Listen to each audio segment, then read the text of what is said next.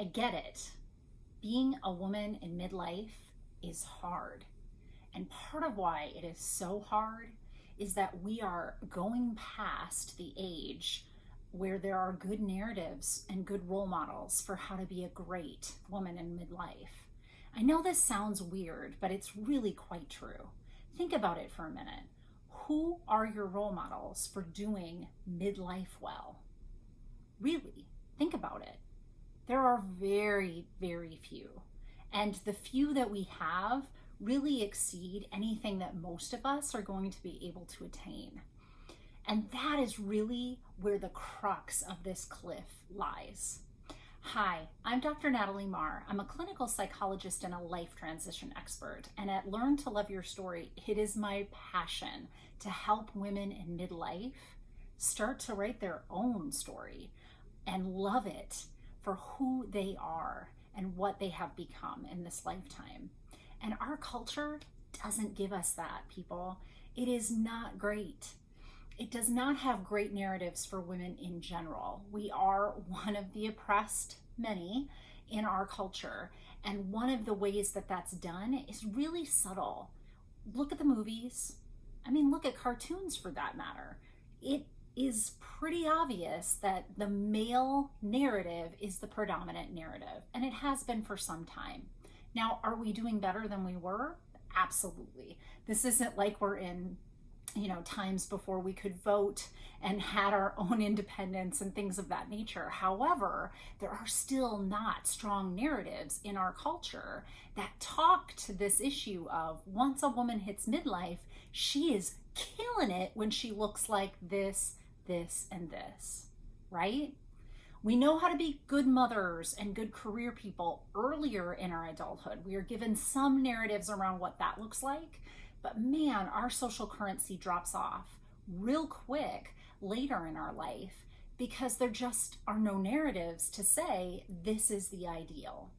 And so what ends up happening is we start to eat away at ourselves because we're trying to keep up with an ideal for a much younger version of ourselves. And it doesn't fit on many levels. First of all, our bodies aren't the same. And a lot of what culture values for women is how we look and show up outside in the world. And our roles are changing. If we decided to parent, our kids are aging and they're moving out and they're becoming the adults that we raised them to be. And yet what culture leaves us with is no social currency around being the mother of an adult, only social currency around being the mother of young ones, right? So we're kind of at a loss what to do if mothering was our primary role, or maybe career was our primary role and we really put our all into that. And yet now what we're left with is that these younger generations are coming up and they're the ones getting promoted. And they're the ones coming up with these new cool ideas that are based in technologies and things that they've learned that our generation is trying to keep up with. And there's nothing wrong with any of those scenarios. This is a normal developmental progression, right? What isn't normal is that culture is defining that we get a steep cliff if we're in midlife, that we just don't have value the way we did when we were younger. And I'm here to tell you that the problem isn't that you're not good enough.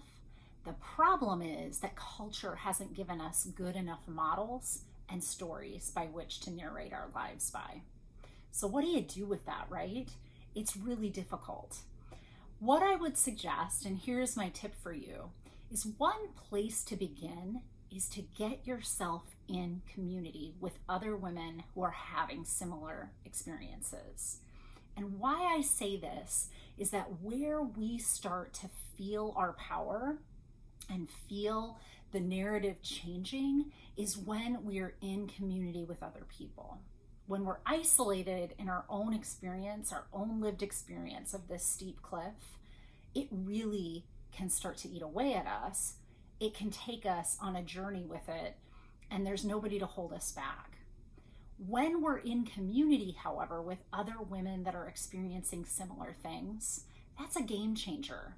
Then you're feeling like you're not the only one, you're hearing other people's narratives, and you're starting to be able to also use their new narratives to start to rewrite what you believe your story to be. to start to really love that story, right? Now, finding community can be difficult.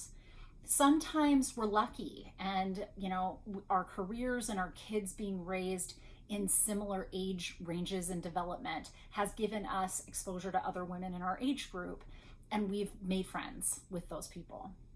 For some of us, that's not the case though, however. So you have to be pretty strategic about finding people that are experiencing similar things to you. You can go out on social media. There are women's groups everywhere out there. You can follow your favorite people on social media and start to comment and try and learn kind of where are my people, right? Where is my tribe at? You can also, though, if you're already following me, continue to follow me. And one suggestion I have for you is to join my summer workshops. They're free to you every other Tuesday evening, and it's building a little bit of a community. Not to mention that I will be relaunching my personal development course this fall, and I am incorporating this time a group coaching package. That means I will be working with you one-on-one in groups of no more than 20 women at a time. And that's the key. Here's a bunch of people looking to have these issues solved for them, all experiencing that same kind of genre at the same time, and I will be there to help guide you through that process. So please head on over to learntoloveyourstory.com right now and sign up for my free summer workshops. Remember, you don't have to attend every other Tuesday. You'll just be on the list, and if it's a subject matter that is relevant to you, you can join us, and if it's not, don't join us. However, it's going to put you on my email list that will have some coupons related to this group coaching package. So if it's something that interests you at all, please head over to learntoloveyourstory.com, sign up for the summer workshops right now, and you will have the eligibility to the coupons and discounts that I'll be offering later this summer.